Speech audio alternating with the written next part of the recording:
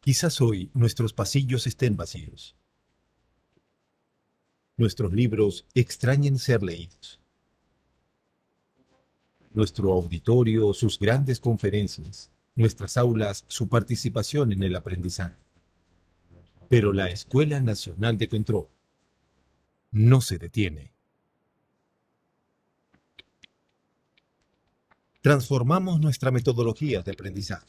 Nos adaptamos a esta nueva era digital, con herramientas tecnológicas para la actualización y modernización del Estado. Lanzamos nuestra maestría en Control Gubernamental 2021 en modalidad virtual, con el respaldo de la Contraloría General de la República del Perú y reconocido por la SUNEDU. Implementamos nuestros cursos y programas MOOC, a los que podrán acceder desde cualquier dispositivo móvil, en cualquier parte del mundo, disponible las 24 horas. Capacitamos al Sistema Nacional de Control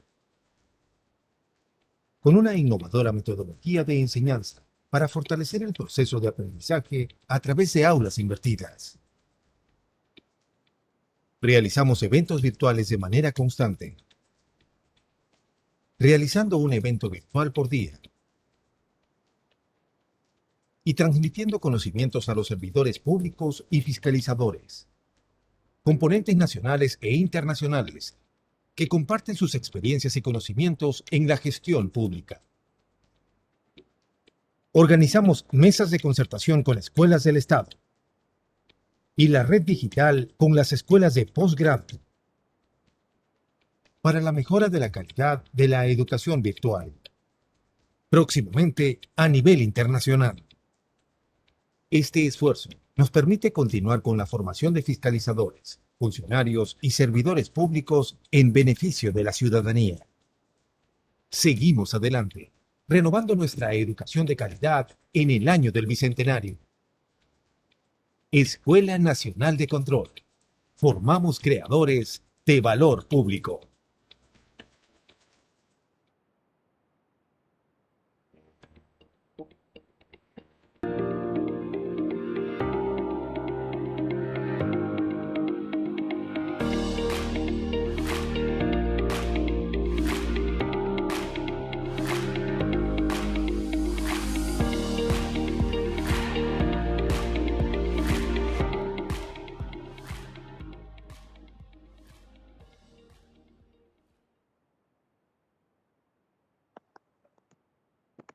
Buenas noches con todos los presentes. Le damos la más cordial bienvenida a la conferencia magistral Las nuevas demandas sociales y reputación. Antes de dar inicio, les informaremos la dinámica de participación. Durante la presentación, el público podrá realizar sus preguntas o consultas en el cuadro de preguntas y respuestas, las cuales serán llegar al ponente para que éstas sean resueltas a finalizar la ponencia. A continuación, palabras de bienvenida a cargo del señor Víctor Izárraga, subdirector de posgrado de la Escuela Nacional de Control. Adelante, señor Víctor.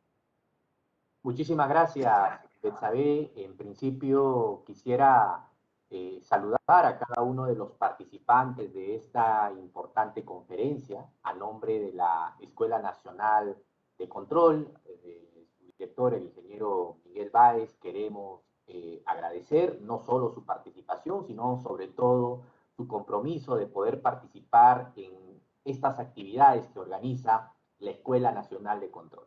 Para este mes hemos creído por conveniente desarrollar con seriedad, profundidad y sobre todo con una diversidad de opiniones, análisis, temas referidos a innovación y habilidades blandas, las cuales son adaptables a la administración pública, ¿no? Este mes, como tienen conocimiento, más de 21 expositores nacionales e internacionales nos acompañan en esta importante jornada académica. Y hoy estamos de gala, ¿no? Tenemos la oportunidad de poder escuchar a una magistral expositora y sobre todo conocedora de la materia. En esta oportunidad vamos a tratar el tema las nuevas demandas sociales y la reputación, el cual estará a cargo de Cecilia Mosto. Hoy, más que nunca, se hace necesario trabajar la reputación. Sabemos muy bien que la situación de la pandemia ha llevado a que diferentes valores salgan a la luz y la integridad, los valores, la imagen son importantes, manejarla, tratarla y desarrollarla. En esta conferencia ustedes tendrán la posibilidad de poder analizar cuáles son esos valores que ayudan a fortalecer la reputación personal.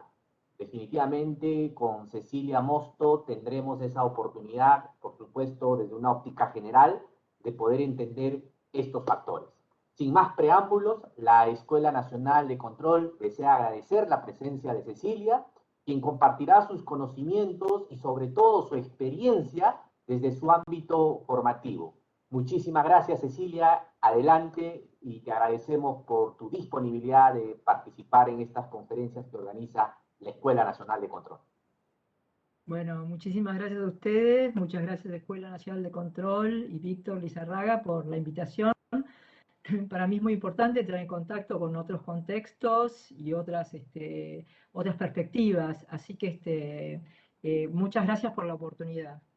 Bueno, yo voy a compartir, si les parece bien, una presentación, ¿sí?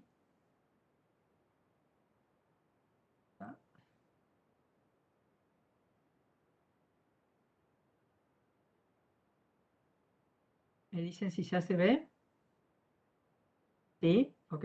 Sí, perfecto. Perfecto. Bueno, yo, digamos, tengo como un desafío que es poder dejarles algunas ideas sobre cómo se fue construyendo el concepto de reputación y cómo hoy he definido ese concepto. La realidad es que la construcción del concepto de reputación está apoyada en pilares que también tienen su complejidad, ¿no? Así que bueno, en estos minutos a mí me interesa fundamentalmente que queden algunas cuestiones claras y después, bueno, quedará para profundizar a lo mejor por cada uno de estos pilares que a su vez requieren, digamos, mayor profundización. Las nuevas demandas sociales. Bueno, yo dividí la presentación en 4 partes, ¿sí? Una primera parte que es cómo nace el concepto. A mí me parece que entender cómo nace el concepto nos ayuda después a comprender su composición, ¿sí? Que es la segunda parte de esta presentación. Vamos a ver cómo está integrado, porque reputación no es una sola variable, sino que es un concepto multivariable. Está integrado por varios indicadores que constituyen, digamos, la definición de reputación. Entonces, ¿cómo nace? ¿Cómo está compuesta? ¿Cuáles son los factores que activan la construcción reputacional o la destrucción de una reputación? Y por último, vamos a ver, ahí está, ahí los veo. Veo la presentación porque me tapaban los cuadritos de la derecha. Y por último vamos a ver cómo se traslada, digamos, el concepto de reputación al sector público, justamente traccionado por la participación ciudadana.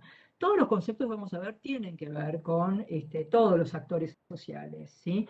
El tema es que yo en la primera parte y después en los otros capítulos un poquito también, tengo que referirme al nacimiento del concepto, sobre todo en el sector privado, ¿sí? Es la empresa la que se ve impulsada inicialmente a comprender el concepto y a poder gestionar en función de esto.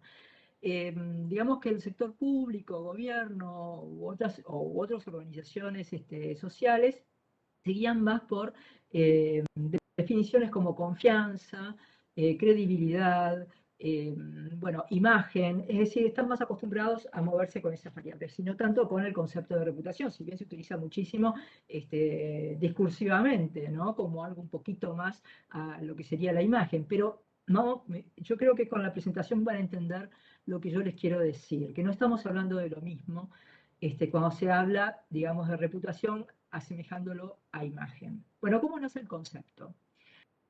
En los últimos años, les diría en los últimos 40 años, o sea que es previo a el desarrollo de las redes sociales o de las nuevas tecnologías como soportes de comunicación, o sea, ya hace 40 años, los actores sociales empiezan a tener mayor exposición. ¿Sí? Mayor exposición porque, fundamentalmente porque van a quedar abiertos a mayores demandas sociales. ¿Sí? La gente, diferentes grupos, quieren conocer más acerca de los actores sociales y les demandan nuevas, digamos, que den a conocer nuevos aspectos. Estas nuevas demandas obligan a los diferentes actores sociales a mostrarse más 360 grados, a mostrar su comportamiento, ¿sí?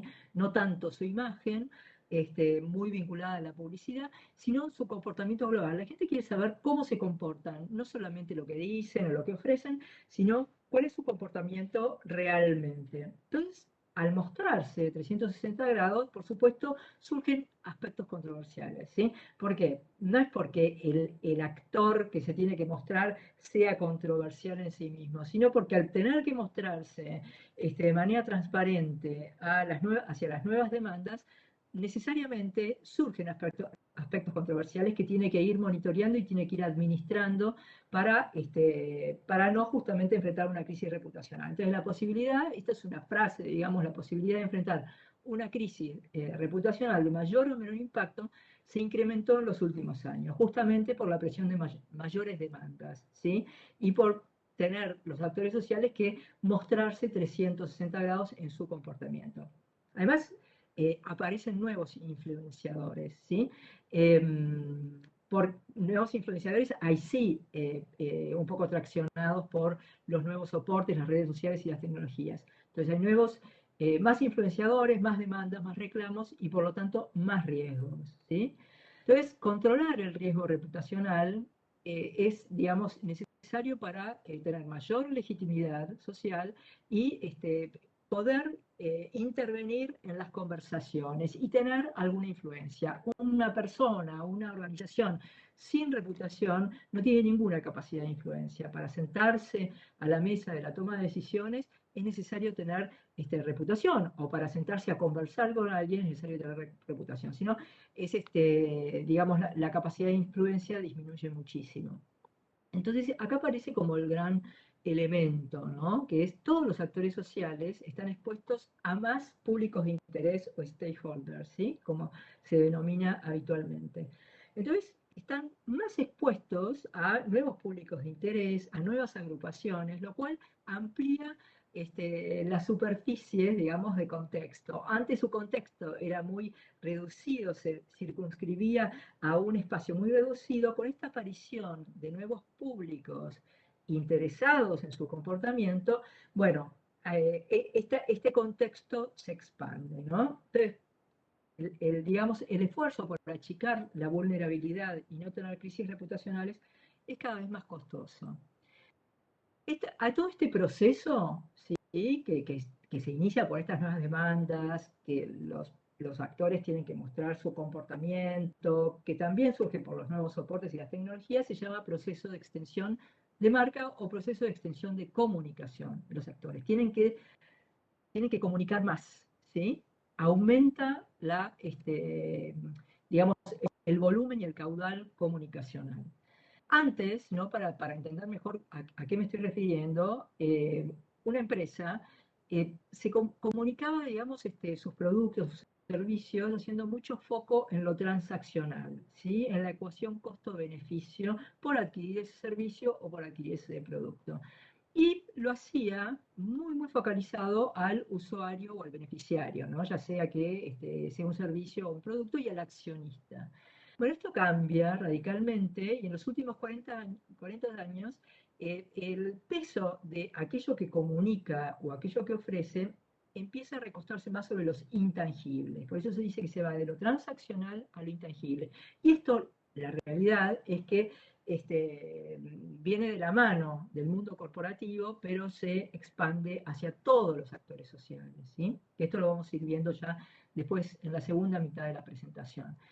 Y esto es lo más importante, ¿sí? Que yo les decía antes, bueno, acá aparece el stakeholder, acá aparecen nuevos públicos de interés, o sea, antes solamente el usuario y el beneficiario o el accionista, ahora el público interno es un gran demandante de comportamiento a los actores sociales donde se integra, digamos, ya sea corporativo, ya sea sector público, las ONG o las organizaciones de la sociedad civil. También aparecen como un público que en realidad no es ni cliente, ni accionista, ni tiene ningún vínculo a lo mejor con alguna organización, pero se empieza a interesar por el comportamiento y empieza a demandar, ¿sí?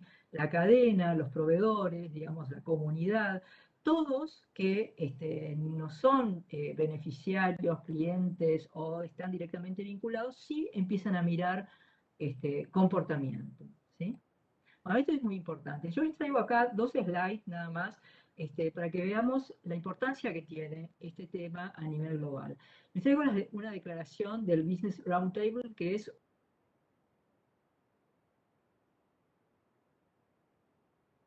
esta declaración es de 2019.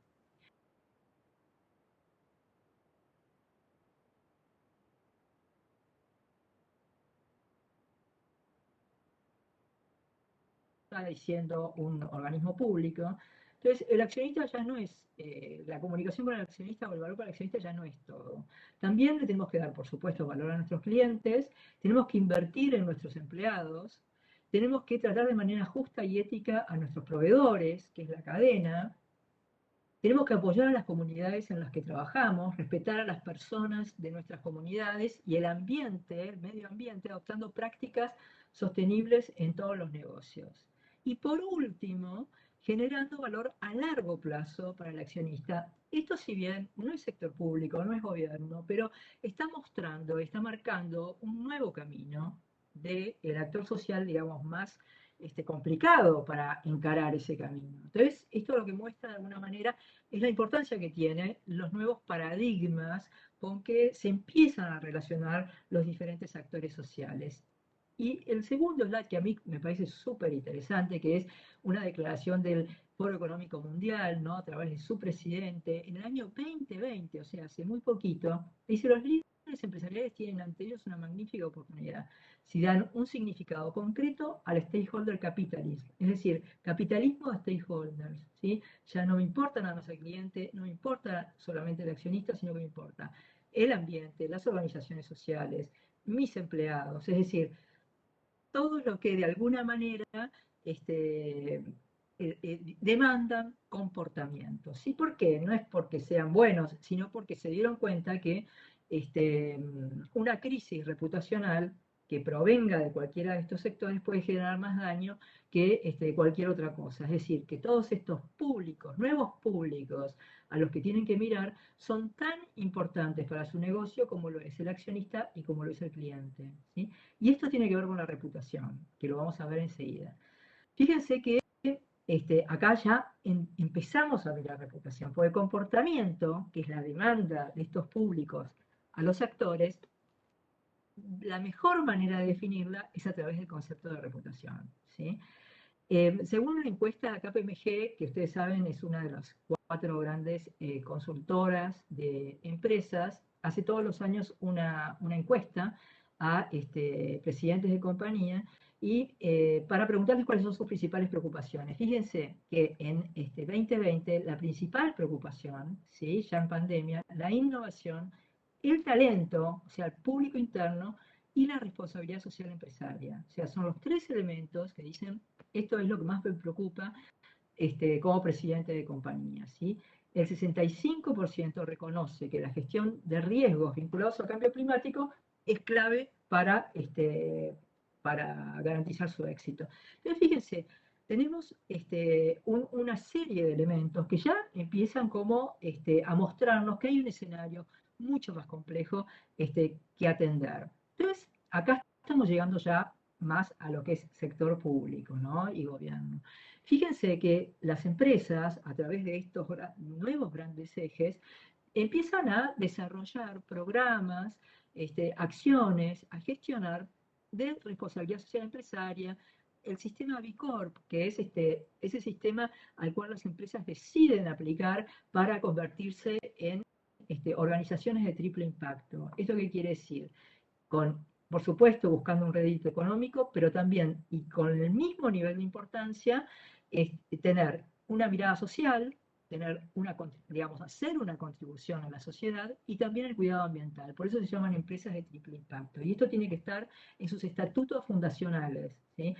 Se llaman B Corp, son empresas que aplican, y en Perú hay empresas que aplican al sistema B, como se reconoce. Entonces, lo que vemos es que las empresas, que son las que impulsan básicamente la definición de reputación, se encuentran en un terreno totalmente desconocido, un terreno nuevo, y un terreno que de alguna manera se comparte con gobierno y con las organizaciones de la sociedad civil. Tiene que empezar a interactuar de una forma intensa, porque se le es demandado, con objetivos que tienen que ver con objetivos de gobierno, ¿sí? Como es el preocuparse por la sociedad y por las organizaciones de la sociedad civil. Y esto están, digamos, un poco a cargo de este tema, en muchos casos las fundaciones empresarias, ¿no? Asociadas a las empresas, pero en otros casos no, tienen áreas que se ocupan de esto. Entonces, encontramos ahí un espacio que empieza a confluir con otros actores de manera novedosa. ¿Okay? Yo simplemente, ¿cuál es la diferencia entre imagen y reputación? ¿No? Imagen es controlada por la empresa y la reputación es controlada por los stakeholders. La imagen se construye y la reputación se gana. La imagen es una fotografía, esto me encanta, esto es de Miguel Ritter, yo después les voy a dejar todas las fuentes con la presentación, ¿no? El momento que se encuesta al público. En cambio, la reputación es una película. La reputación nos habla de la trayectoria, del presente y de la misión y la visión de la empresa hacia futuro, ¿sí? Es una película, muestra todo el recorrido de la empresa.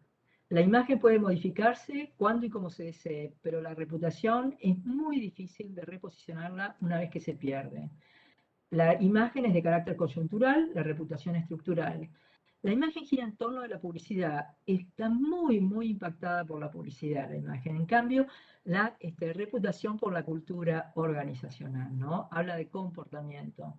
La publicidad puede crear una imagen sin que exista una definición clara de reputación, pero la reputación no puede ser ganada sin publicidad.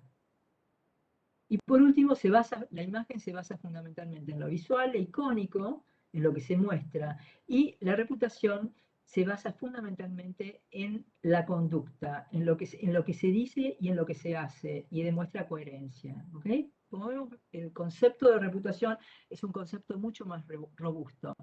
Yo traje este video, voy a dejar de compartir, así lo pasamos, que es una publicidad, primero los pongo en contexto. Es una publicidad del Super que digamos, se pasó, se mostró en el intermedio del Super Bowl en Estados Unidos, que es el evento más masivo y con mayor audiencia en cualquier año que se tome.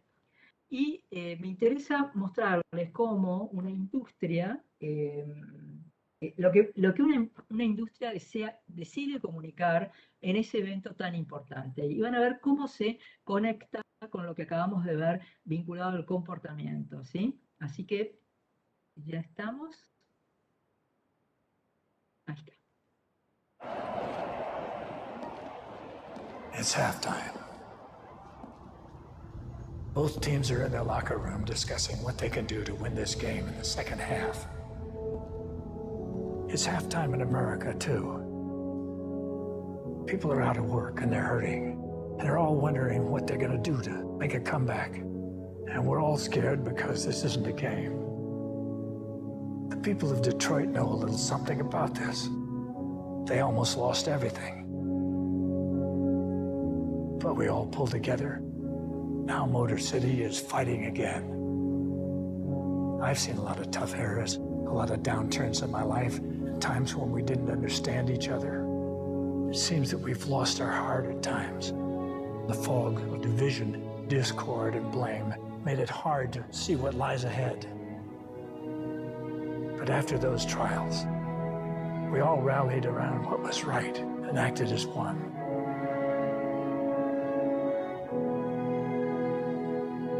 Because that's what we do. We find a way through tough times, and if we can't find a way, then we'll make one. All that matters now is what's ahead. How do we come from behind? How do we come together? And how do we win? Detroit's showing us it can be done. And what's true about them is true about all of us. This country can't be knocked out with one punch. We get right back up again, and when we do, the world's gonna hear the roar of our engines. Yeah, it's halftime, America. And our second half's about to begin.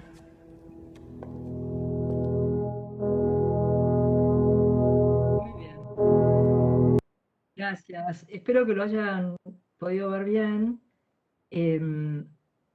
Ahí, digamos, lo que me interesa mostrar, más allá de la película o del spot, si gusta, si no gusta, es el tema de lo que muestra no es un producto, no es transaccional, no es costo-beneficio, no es yo te vendo una cosa para, digamos, que vos obtengas determinadas ventajas, sino que es todo lo contrario, o sea, se muestra un comportamiento, se muestra la relación de la industria con la sociedad, se muestran valores, también se hace mención a la política y al contexto, es decir, es una industria que comunica, se comunica dentro de un contexto social y político, y lo que trata de transmitir son valores, ¿sí? Es otro el vínculo que se empieza a desarrollar.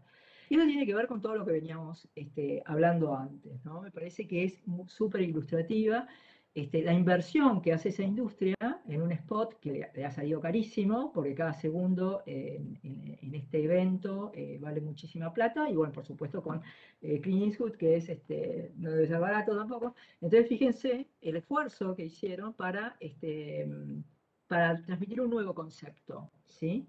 Un concepto diferente. Entonces, ahora vamos a ver qué es la reputación, ¿sí? Cómo se la entiende, cuáles son los ejes de atención. Fíjense que en los últimos años se ha comprobado que hay algunos aspectos que empujan hacia arriba o hacia abajo los niveles generales de reputación.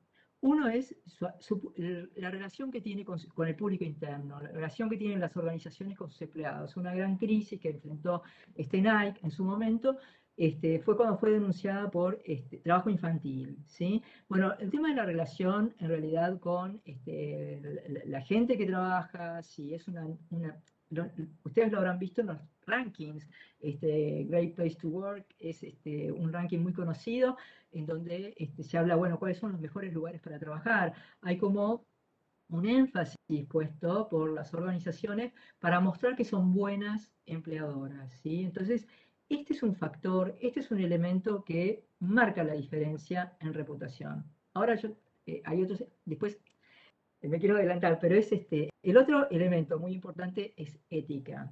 Yo voy a mostrarles dentro de un ratito un spot sobre Coca-Cola, en realidad es una entrevista que se le hace al presidente de Coca-Cola, y que justamente habla de esto. Y puse a Volkswagen porque hace unos años, creo que 5 años, si no me equivoco, tuvo una crisis reputacional por no haber sido transparente en la información de su emisión de gases, ¿no? Entonces, ese es otro aspecto que también está identificado, el ético, como factor de crisis reputacional o elemento que hay que consolidar y construir para desarrollar un buen, digamos, capital reputacional. El equilibrio financiero, aquí puse un poco como ejemplo las crisis de las hipotecas. Bueno, sustentabilidad, por supuesto, el servicio o el producto que ofrecen, ¿no? Esto obviamente que también construye o destruye reputación, innovación y liderazgo. Estos son los 7 elementos que casi todos los investigadores convenimos que construyen el concepto de reputación. Yo traigo nada más como antecedente, pero para pasarlo muy rápido, la primera definición de reputación la tenemos en 1982 con la revista Fortune, que establece 9 factores de reputación. Fíjense la diferencia que hay con imagen, ¿no? Imagen es muy buena, regular o mala.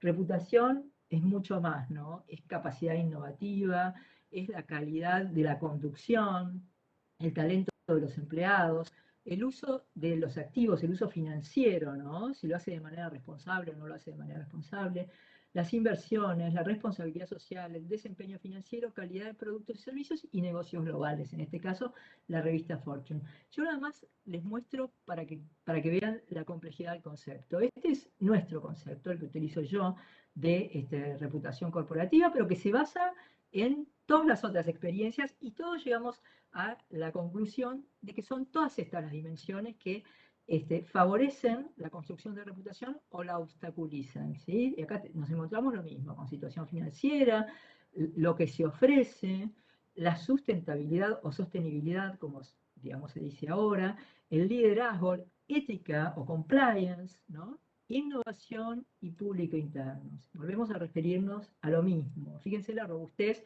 que tiene el concepto. Hay una institución que se llama Reputation Institute, que es también como un faro, digamos, en la definición de reputación, y solamente para que mostrarles que, fíjense, coincidimos en que lo que construye o destruye reputación es cómo nos manejamos financieramente, si es de manera responsable o no. Si lo que ofrecemos es de calidad, la innovación, cómo tratamos a nuestros empleados, el gobierno, es decir, cómo es la conducción, ciudadanía, que tiene que ver con sostenibilidad y liderazgo, ¿sí? Nos encontramos con lo mismo. Y acá, después ustedes lo pueden ver más tranquilos, tenemos los indicadores que definen a cada una de estas dimensiones, que son los que finalmente van a un cuestionario a medir y que finalmente son los indicadores que nos ayudan a gestionar reputación. Pero por eso yo les decía al principio, vamos a hablar de cosas bastante complejas en un rato bastante cortito.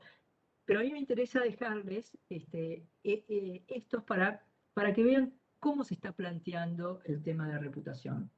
Esta es la matriz Marco, que ustedes quizás algunos la conocen, que vuelve sobre lo mismo, cómo tratamos talento, ¿no? Cómo las organizaciones tratan a sus empleados, ética, calidad, innovación. Todo esto está, digamos, definido o etiquetado hacia una empresa, pero lo mismo podemos etiquetar o definir hacia un organismo público o hacia una institución, una organización de la sociedad civil, una ONG, que también se preocupan por la construcción de reputación, ¿sí? Y se pueden, digamos, traducir a indicadores que se adecúen más a la cultura organizacional en cada caso. Yo les traje nada más para que vean cuáles son las 10 primeras empresas según el ranking de reputación Marco, que mide todas esas dimensiones en Perú, ¿sí? En 2020. Si a ustedes les interesa después curiosear un poquito, fíjense que la metodología de Marco es esa que yo les conté, ¿no? Entonces tenemos un primer capítulo que habla de la aparición de estos públicos de interés que ya no son los directamente vinculados a una organización por intereses, digamos, directos y genuinos, sino que son nuevos públicos que aparecen y que me están mirando la organización, están mirando lo que yo hago, ¿sí? Y cada vez cobran más importancia. Segundo capítulo, cómo se define actualmente reputación. Fíjense que no es imagen, que no es un poquitito más que imagen, sino que es otra cosa, es un concepto multidimensional que incluye innovación, sustentabilidad, ética, una serie de cosas que hay que velar, que hay que monitorear, que hay que administrar para no correr riesgos. Entonces vamos a ver ahora qué factores activan más habitualmente las crisis reputacionales, ¿sí? Entonces tenemos los factores ambientales. Ustedes deben conocer el concepto de licencia social para operar, que viene de la mano de reputación. Es decir, las organizaciones, las empresas no necesitan solamente estar digamos, habilitadas por una licencia regulatoria, ¿sí? Por una habilitación del gobierno, sino que también tienen que tener la licencia social para operar. Y esto tiene muchísimo que ver con reputación y con los públicos de interés. Es decir, gente que no es cliente de la minera para nada puede generar restricciones al desarrollo del negocio, de la operación, tan graves como lo pueden generar los accionistas o los clientes mismos, ¿no? Entonces, la primera definición que se conoce es del Banco Mundial, que dice que la licencia social es el grado en que una organización y sus actividades cumplen con las expectativas de las comunidades locales, la sociedad en su conjunto y los diversos grupos de interés. Fíjense lo amplio que es, ¿no? O sea, licencia social hoy es mirar a un montón de públicos que antes no los teníamos mapeados, ¿sí? Pero que me pueden poner barreras importantes a los desarrollos de proyectos. Esta es una nota de Argentina, digamos de la provincia de Mendoza, que es minera, tiene recursos mineros, pero que no pueden desarrollarlos porque la población se opone, ¿sí? O sea, hay ahí un problema con la población que impulsó una regulación adversa para la minería porque el político escucha a la población y legisla en función de su capital electoral, ¿ok? Bueno, lo mismo pasa en Perú. Perú, esta es una noticia también de ustedes, paga un alto precio por su modelo minero, ¿no? Y la gente en la calle también quejándose. Acá tienen mucho que ver las redes sociales y también los nuevos soportes, ¿no? Estos nuevos públicos aparecen y se pueden organizar porque existe toda esa conexión. Este es un caso que a mí me resulta súper interesante, que es la denuncia que hacen a Cargill, que es una empresa norteamericana, una empresa familiar, pero que no cotiza en bolsa, pero es una de las empresas más grandes del sector agropecuario, que fue denunciada por una ONG que, digamos, la dirige un ex miembro del Congreso que se llama Tierra Poderosa, ¿sí? O Poderosa Tierra, y que, bueno, fíjense la denuncia que hacen, es la peor empresa del mundo, o sea, y fíjense, les digo nada más 2 segundos esto es lo que dice una ONG muy prestigiosa: las personas que han enfermado o fallecido por comer carne de Cargill contaminada, los niños que trabajan cultivando el cacao que Cargill vende en forma de chocolate por todo el mundo, los habitantes del Medio Oeste que beben agua contaminada por Cargill, los indígenas desplazados por la inmensa deforestación para dedicar esos terrenos a la alimentación de animales de Cargill, los consumidores corrientes que han tenido que pagar más. O sea, una denuncia muy, muy fuerte que seguramente puso a Cargill en un brete, ¿sí? En un brete bastante importante.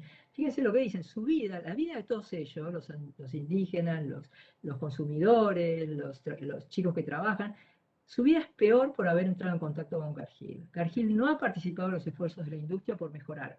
Y fíjense que no solamente denuncia a Cargill, sino que va más allá y denuncia a la cadena. Es decir, del mismo modo, el objetivo climático basado en la ciencia pregonado por McDonald's carece de sentido mientras Cargill, el fabricante de sus nuggets de pollo y sus Big Macs, impulse la contaminación mediante... O sea, digamos, la denuncia también involucra a la cadena y a todas las empresas que estén conectadas con ellos. Esto fue en 2019. Bueno, ¿por qué lo hacen? Dicen, solo si responsabilizamos públicamente a Cargill y a sus clientes podemos obligarlos a cambiar. Es decir, nosotros esto se lo tenemos que decir a todos una serie de públicos de interés que van a presionar sobre la empresa para que cambie su comportamiento. Y de hecho lo hizo. Al año siguiente, Cargill hizo su primer reporte de sostenibilidad o sustentabilidad, ¿sí? Para, digamos, construir cadenas de suministros libres de deforestación. Por primera vez, cuando muchas empresas hace muchísimos años hacen su reporte de sustentabilidad, ellos se vieron presionados cuando se lanza el tema a la opinión pública, cuando su cadena también se siente, digamos, presionada por el tema. O sea, se le exige comportamiento, se le exige frente a una serie de públicos. Fíjense que acá también está involucrada Naciones Unidas, ¿sí? O sea, muchos públicos y a lo mejor de muchísimo peso. Factores éticos. Esta es una campaña que hizo el gobierno de Nueva York. Es una adolescente que tiene la pierna cortada por la diabetes y, digamos, responsabiliza las autoridades sanitarias de Nueva York responsabilizan a las gaseosas por el consumo de azúcar, ¿sí? Fíjense, en los subtes, y acá también les voy a dejar un spot que se hizo en canales, digamos, de aire, contra las grandes medidas de gaseosas en las comidas rápidas. Vamos a ver unos segundos nada más esta conversación que tiene un importante periodista de la BCC con el presidente de Coca-Cola de la Unión Europea, ¿sí? Simplemente unos segundos, yo voy a decirles cuándo cortamos, porque es muy larga la entrevista, pero hay una parte que me interesa que la veamos. James Quincy is the president of Coca-Cola Europe. What good does Coca-Cola do you physically? I think Coca-Cola, as the introduction said, does have some sugar in it. It is energy. Is it an absolute necessity? No, it's not. Millions of people enjoy it as part of their diet across the UK. Does have some sugar in it, you say? It does. Why don't you say specifically how much sugar there is in this can, for example? I think if you turn... on the side you say 13, you have a percentage on there, don't you? Yes, right here on the front, it quite clearly calls out the amount of sugar in this can of Coke. And what does it say? 35 grams, which is 6 teaspoons of sugar, which is, about the same amount of calories as a cappuccino or half a croissant. So there is calories. And actually, what we're doing is to say, look, the information is here. We want to actually promote and make sure. Do you imagine people know if they go to the cinema, and I guess there's a small one, and there are big ones here too. You go to the cinema and you get a jug of Coke like this. Do you think people have any idea how much sugar's in it? And maybe they don't. And I think one of the things do you we know need what to it is? do. Look at this. 23 sachets of sugar in that single container, the equivalent thereof.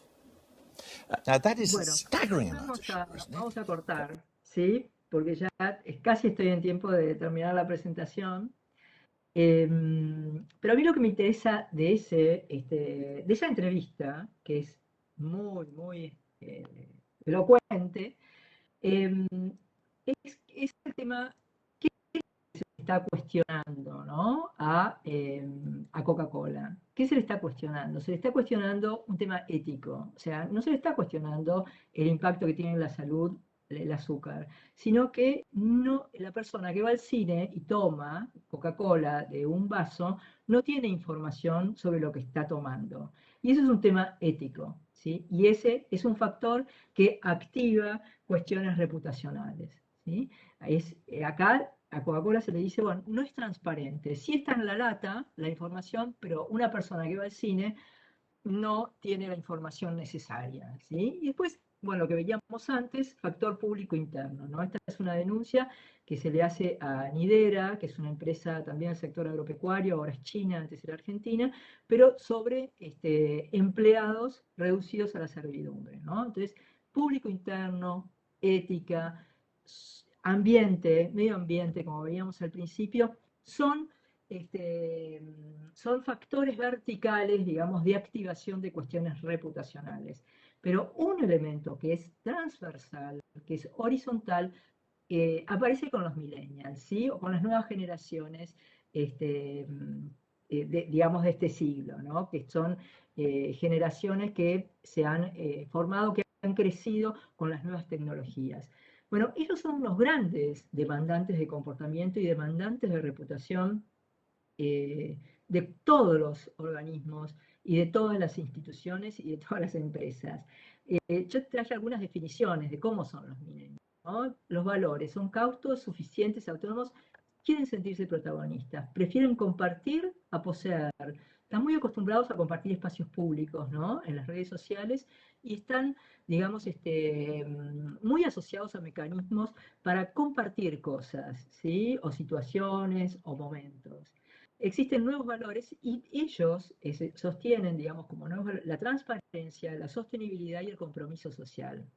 Sus preocupaciones, según diferentes estudios, que yo también les dejo acá todos los links para que ustedes los busquen después, este estudio de Datum dice que los millennials latinoamericanos muestran un mayor nivel de preocupación por los temas sociales, casi 20 puntos de diferencia con respecto a la importancia que le dan los norteamericanos, ¿sí? Y que las principales preocupaciones también de los latinoamericanos, los millennials latinoamericanos, la educación, la corrupción, la contaminación, el calentamiento global, efectos del medio ambiente y la pobreza, ¿sí?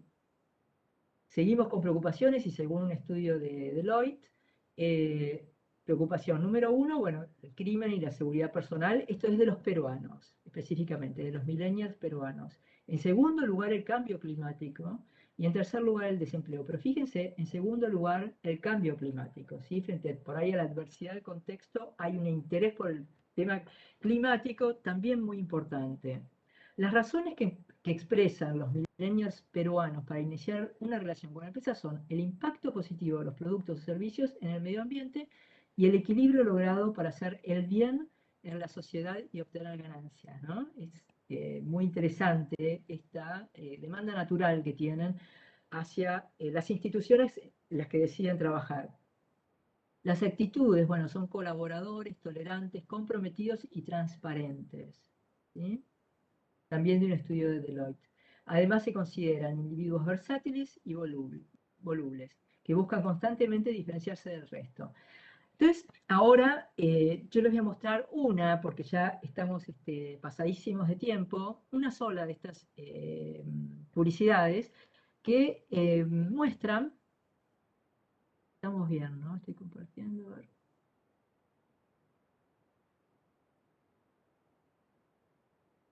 ¿Estaba compartiendo recién?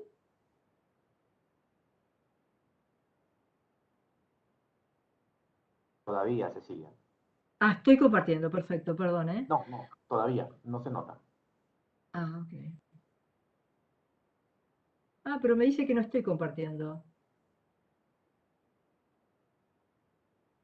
No, efectivamente, no se comparte ninguna imagen.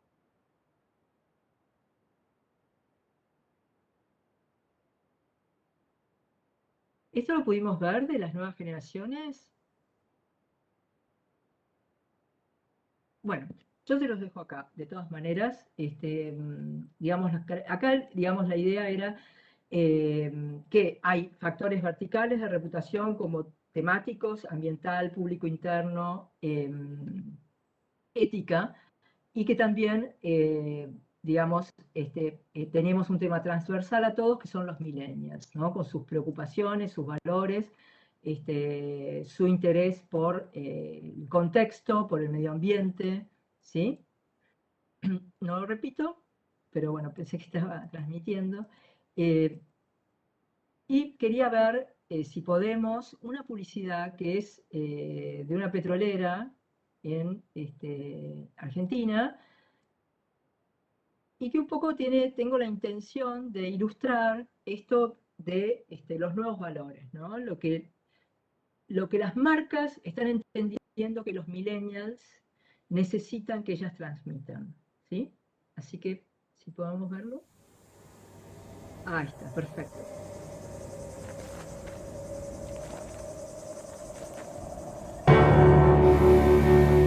Somos energía. Venimos de todos lados, con distintas ideas, creencias y géneros. Y esa diversidad nos enriquece. Nos movemos, evolucionamos. Salimos de la caja de los prejuicios para buscar un lugar mejor, donde no necesitamos inclusión porque estamos todos adentro. Escuchamos todas las voces y ocupamos el lugar que nos ganamos con el reconocimiento que merecemos. Damos todo para transformar la vida de las personas a través de la energía, con un equilibrio más justo para el planeta y para nuestras familias. Somos una empresa de energía y estamos convencidos de que la diversidad es la energía más fuerte, más pura y más transformadora del planeta.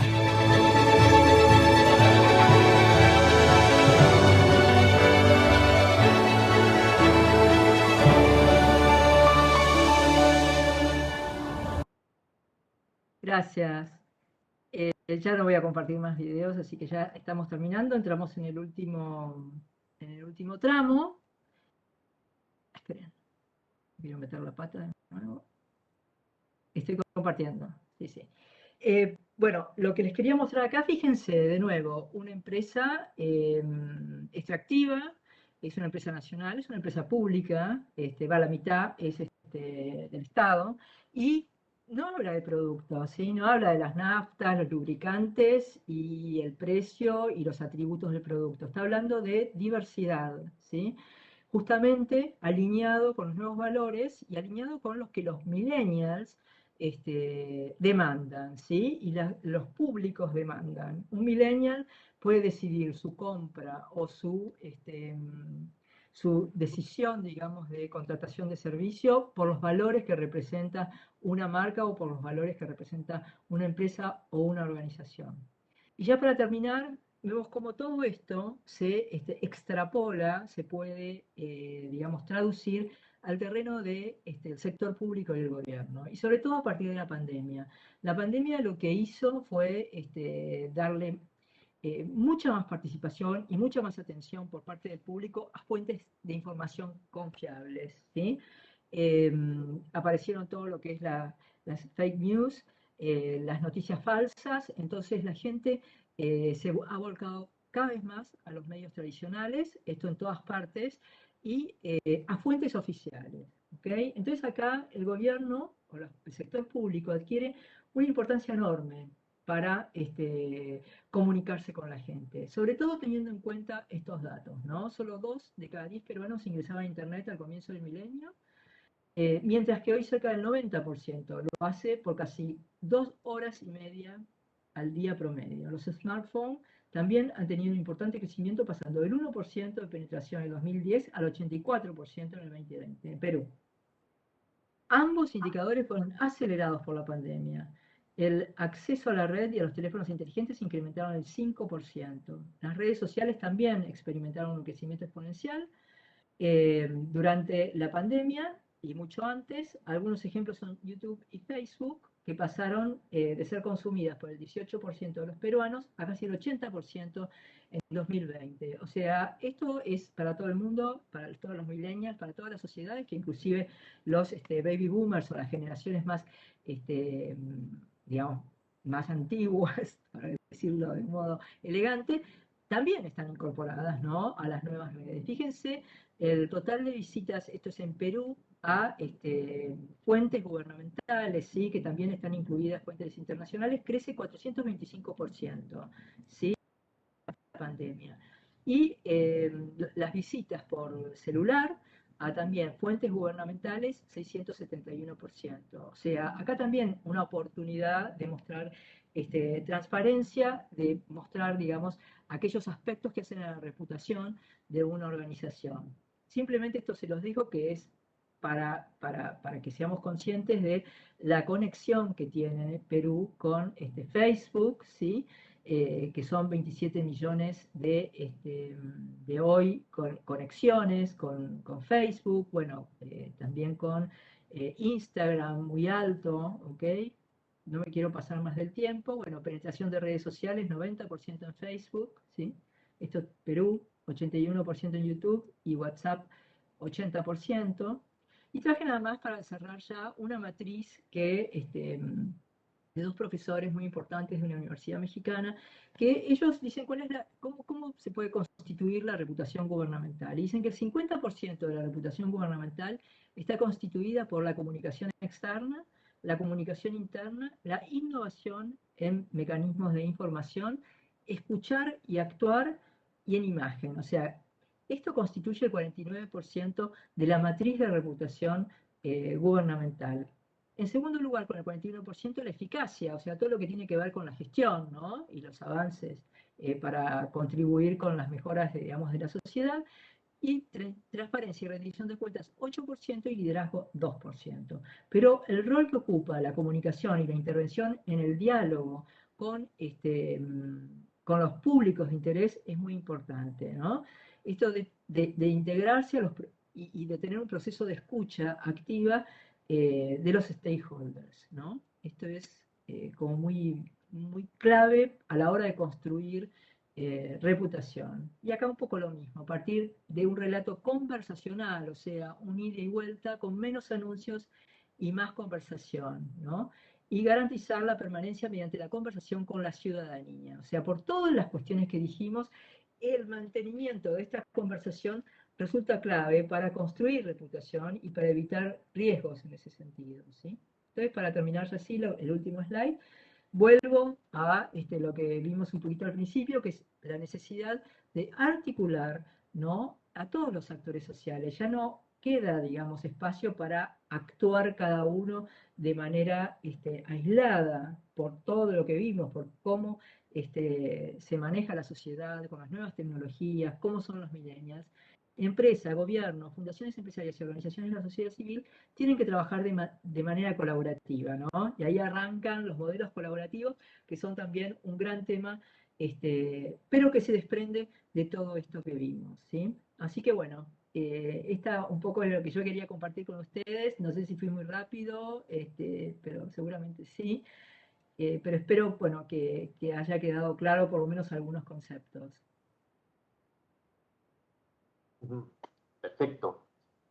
Perfecto, Cecilia. Mira, en verdad hemos seguido tu exposición. Aproximadamente tenemos más de 500 participantes, ¿no? Y además nos están siguiendo en las redes, han estado muy activos. Tenemos algunas preguntas que queremos formularte. A ver, preguntan si puede una empresa que ha fallado ante la sociedad volver a recuperar su reputación, ¿no? Y qué acciones, qué plan debería tener para poder recuperar su imagen, su prestigio. Bueno, hay casos, digamos, por ejemplo, el caso que les comenté de Volkswagen, que tuvo una crisis reputacional por fallas en el sistema de información, ¿no? Las fallas las tuvieron en las emisiones, por supuesto, digamos, de sus vehículos, pero la crítica que se le hizo y la demanda fue por no haber sido transparente y haber ocultado información, ¿sí? Todo depende de qué tenga construida la empresa con sus públicos, ¿no? Previamente. Lo mismo el caso de Coca-Cola, o sea, ahí había un vínculo con sus públicos muy importante, entonces reconstruir y poder volverles a hablar y ser creíbles y confiables, pareciera que no es difícil para algunas empresas que tienen muchos años de construcción de vínculo con sus públicos de interés. Para otros es más difícil, tenemos muchos casos donde hasta han desaparecido. En Argentina hubo casos de corrupción, por ejemplo, bastante importantes, en donde, no voy a nombrar, pero hay empresas que dejaron de operar, ¿sí? Y empresas globales, ¿no? Que la casa matriz decidió dejar de tener una casa local en la Argentina, ¿no? Así, y eso les cambió toda su ecuación de negocio. Así que fíjense hasta qué punto puede impactar una crisis reputacional, ¿no? Entonces, depende del esfuerzo que uno tenga que hacer, y eso mismo pasa con las personas, y pasa con los gobiernos, y pasa con cualquier organización. Va a ser más fácil o más difícil según cuánto me crean que tengo voluntad de reparación, ¿no? Por mi historia, por mi trayectoria. Sí, y efectivamente, ¿no? En ese contexto también sucede lo mismo con las administraciones públicas, ¿no? Como consecuencia de la pandemia, muchas entidades públicas tuvieron que hacer contrataciones directas, ¿no? Tenían que comprar mascarillas, concentradores, camas UCI, etc. Y muchas veces a través de los medios de comunicación se identificaron actos de corrupción, ¿no? Entonces, esa administración pública, su imagen, su prestigio frente a la sociedad, su credibilidad, ¿cómo pueden enfrentarla, ¿no? Es necesario un comité de crisis, es necesario comunicados, cómo poder enfrentar una situación como esta, donde los medios de comunicación, la opinión, indignados por la actuación definitivamente de algunos funcionarios, pero que en esencia traduce hacia una mala imagen a esta organización pública. Sí, en primer lugar hay que evaluar los daños, ¿sí? Porque muchas veces adentro de las organizaciones se produce como una caja de resonancia donde lo que pasa está como muy, muy magnificado, ¿sí? Porque genera mucha preocupación, mucha angustia en algunos casos, bueno, mucho estrés.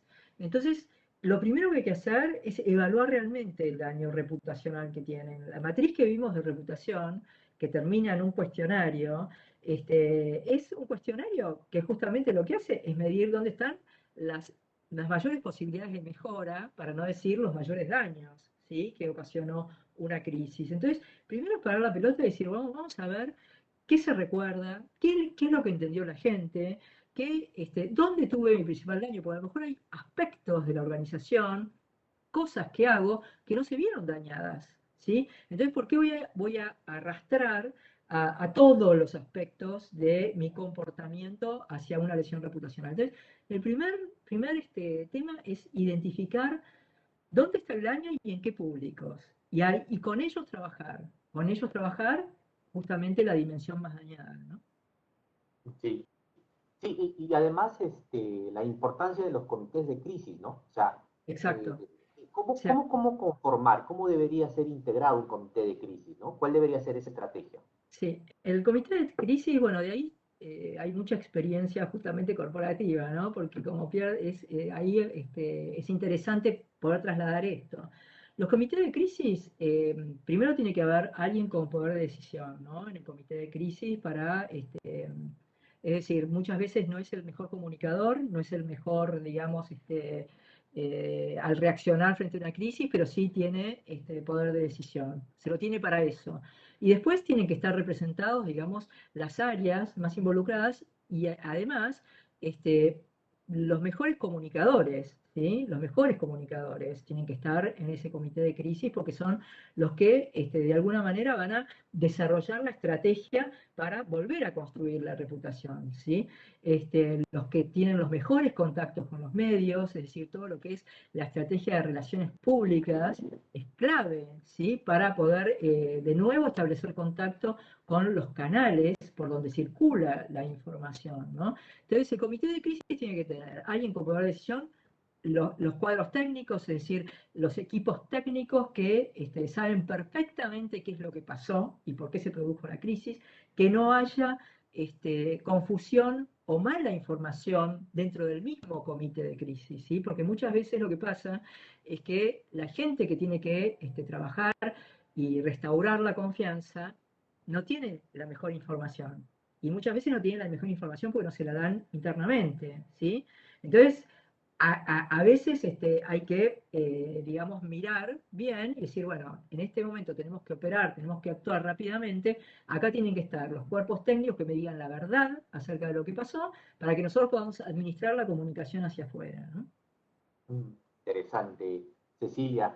Y en ese contexto, las administraciones públicas, que casi todas manejan sus redes, especialmente Facebook, Twitter, ¿cómo deben ellos organizar, ¿no? ¿Deben contestar al ciudadano? Porque en estos últimos tiempos, por ejemplo, se ha identificado que hay algunas entidades que sí otorgan una respuesta, ¿no? Pero ¿cuán prudente puede ser? ¿Qué debe responder? ¿Qué no debe responder? ¿No? ¿Cuál es esa estrategia de las administraciones públicas en redes sociales, ¿no? Sí. Cuando hay una crisis o hay demandas, o hay preguntas, hay que responder siempre. Porque si no responde el organismo, va a responder otra que a lo mejor tiene intereses en que a ese organismo le vaya mal o perjudicarlo, ¿no? Entonces, ahí tiene que estar la palabra del organismo. ¿Qué se responde? Eso es otro tema, ¿sí? ¿Hasta dónde puedo hoy responder? Porque no tengo todavía toda la información para responder todo. Si no tengo toda la información, decir, bueno, esperen, porque estamos procesando el tema. Siempre tiene que aparecer, digamos, la cara de la organización. Cuando aparece la cara, la negatividad de la gente disminuye enormemente, ¿sí? Cuando no aparece, pasa todo lo contrario. O sea, aumenta la sospecha, aumenta la desconfianza. Eso no quiere decir que uno salga a decir cualquier cosa o decir la verdad, digamos, sin ningún tipo de filtro, porque eso puede ser perjudicial. Sí, la verdad, lo que quiero decir, no sé si toda en ese momento, porque a lo mejor todavía no se tiene toda la información, no tiene todo el recorrido. Entonces, ser muy prudente con la dosis de información que se va dando, pero siempre estar dando la cara y ser también eh, honesto en que no se está diciendo, digamos, que están viendo, que en la medida que ustedes tengan la información la van a dar, pero que hay ahí una cara que está respondiendo. Eso en todas las encuestas que nosotros hacemos baja muchísimo, descomprime y justamente atenúa la ansiedad por seguir preguntando, ¿no? Interesante. Y quizás los que interactúan con mayor intensidad son los jóvenes, los millennials, ¿no? Y en ese sentido, algo interesante señalaste en tu ponencia, que el millennial valora muchísimo los valores, la integridad de la administración pública. ¿Cuán interesados están los millennials, la juventud en estos tiempos de trabajar en la administración pública y qué esperan ellos de su administración pública? ¿Cómo debería reaccionar su administración pública? Bueno, el millennial tiene como un espíritu muy libre, ¿no? Justamente uno de los grandes desafíos de las organizaciones es ver cómo se retiene a los millennials. Los millennials no les gusta tener un trabajo en relación de dependencia como era antes, ¿no? Para toda la vida, no se identifica con las organizaciones, sino que tiene sus propios proyectos. Y el gran desafío de las organizaciones es ver cómo hacer sentir al millennial que tiene su propio proyecto para desarrollar internamente, cómo alimentar ese espíritu entrepreneur que tiene el millennial, porque es necesario y además cultiva una enorme creatividad en ese, digamos, en ese estilo. Entonces, digamos, igual que todos los otros organismos, organizaciones, el sector público tiene también que ver cómo integrarlo y cómo aprovechar, ¿no?, todo ese, digamos, romanticismo que tiene el millennial con respecto a su propia vida y con respecto a los valores que desarrolla. Porque si se respeta eso, uno lo tiene para siempre. Uno lo tiene para siempre. No es que en cualquier condición no lo tiene para siempre. Si hay respeto por su manera y su estilo, y él siente que puede aprovechar eso, va a quedarse ahí. Así que bueno, ahí digamos el gran desafío del sector público es ver qué le ofrece a los millennials, ¿no? Para que se queden, para retener esos talentos. Perfecto. Cecilia, muchísimas gracias. En verdad, tu ponencia ha sido muy ilustrativa, muy motivadora. Hemos identificado varios valores. Me pareció muy interesante esta diferencia que realizaste entre imagen y reputación. Y muchas veces confundimos la imagen con la reputación y le damos más énfasis a la imagen. Y en verdad ha sido muy interesante. No sé si algo adicional quisieras agregar o cerrar ya esta participación.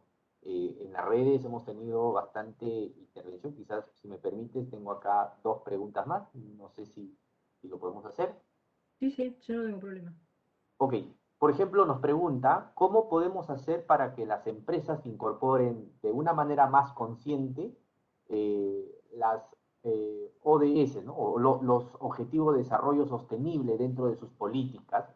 Y luego también hay otra segunda pregunta, es, ¿una entidad pública puede o debe preocuparse por su reputación?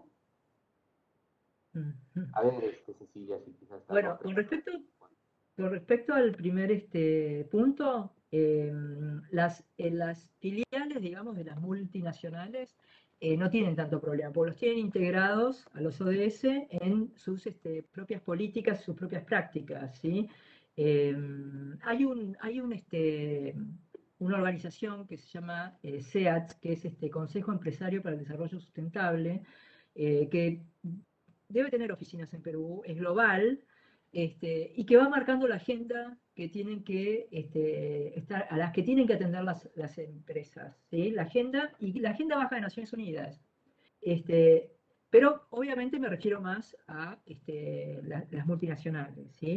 Cuesta muchísimo más con las empresas nacionales, ¿sí? Las empresas nacionales solo quedan presionadas por su público interno, ¿no? Los empleados muchas veces son los mismos que presionan o demandan o reclaman cuidado, por ejemplo, del medio ambiente o de derechos humanos dentro de las empresas o de prácticas vinculadas a la diversidad, ¿sí? Pero como no tienen la presión de las casas matriz que justamente aplican a normas de calidad, que todas están incluyendo el tema de diversidad y todas están incluyendo el tema ambiental, o no emiten títulos, bonos, ¿sí? De la huella de carbono. O sea, para muchas empresas, para hoy obtener financiamiento, tienen que mostrar respeto por una serie de condiciones y por los objetivos que marca Naciones Unidas, para entrar dentro de algunos circuitos financieros, ¿sí?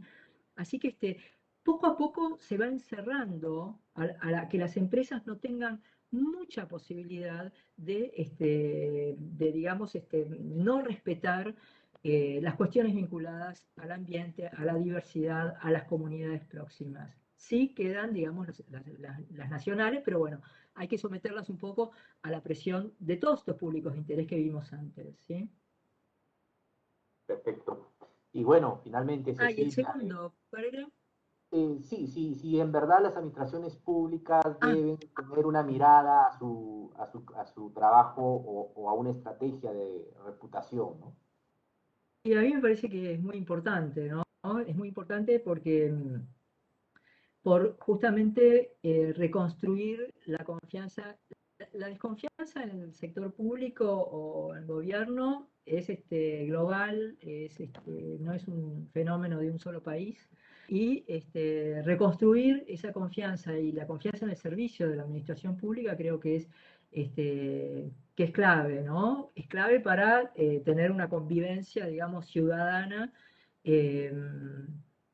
aceptable, ¿sí? Está bien, es verdad, la pregunta es muy interesante, ¿no? Y da para charlarla un largo rato, porque no están sometidas por ahí a la competencia, que está sometida a una empresa que alguien le deja de comprar, ¿no? El negocio depende mucho más de poder alinearse a ciertas demandas. Pero bueno, el tema de la calidad institucional también es un tema que preocupa y que pone a los países en en una mejor posición también frente a los créditos internacionales.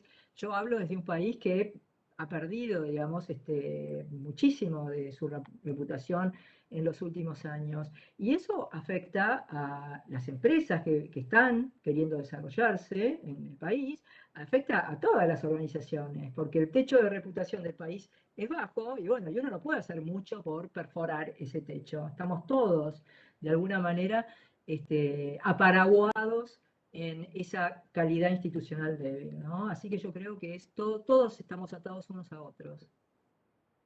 Excelente, Cecilia. El tema es tan interesante que quizás nos podrías recomendar algún libro, algún link o quizá algún blog donde tú participas, porque estos temas lamentablemente no se profundiza y estamos siendo muy mecánicos, muy operativos, pero nos estamos olvidando de un tema fundamental que es la imagen y el prestigio de nuestras organizaciones. No sé si nos podrías recomendar bibliografía, blogs, ¿no? Sí, sí, sí, yo les voy a dejar en la presentación, dejo un montón de links para cada uno de los temas. A mí me parece que el tema más importante es definir la propia matriz reputacional. O sea, por más chiquito que sea el organismo, la institución, definir hacia dónde se quiere trabajar en términos reputacionales, ¿no? Yo les voy a dejar links de procesos y de ejercicios y de herramientas para poder hacerlo, ¿sí? O consultar. Excelente. Muchísimas gracias, Cecilia, por tu No, gracias a participación. ustedes. A nombre de la Escuela Nacional de Control estamos muy agradecidos. Esperamos que pronto podamos tenerte aquí en nuestras instalaciones presencialmente cuando esta situación se supere y agradecidos eternamente por tus brillantes conocimientos. No, muchas gracias a ustedes por invitarme. Bueno, cuídate mucho. Espero verlos pronto. Gracias. Queremos agradecer nuevamente la participación de Cecilia Mosto y felicitarla por la dedicación y el tiempo ofrecido para el beneficio de los funcionarios y servidores públicos, así como de la ciudadanía en general. Muchas gracias, doctora No, Cecilia. mil gracias a ustedes. Un placer. Tengas una vida tan larga. Gracias. Cuídense. Igualmente. Igualmente. Quedan quedamos invitados a participar el día de mañana, 24 de agosto, a las 7 de la noche, de la conferencia magistral La integridad, el principio de todo en la gestión pública, que estará a cargo del señor José Enrique de la Cruz Arteaga. La Escuela Nacional de Control ha lanzado el programa MOOC en actualización y aplicación de control gubernamental, diseñado por la Escuela Nacional de Control para proporcionar a sus estudiantes el marco conceptual y normativo de las acciones de control que se ejecutan en resguardo de los recursos del Estado.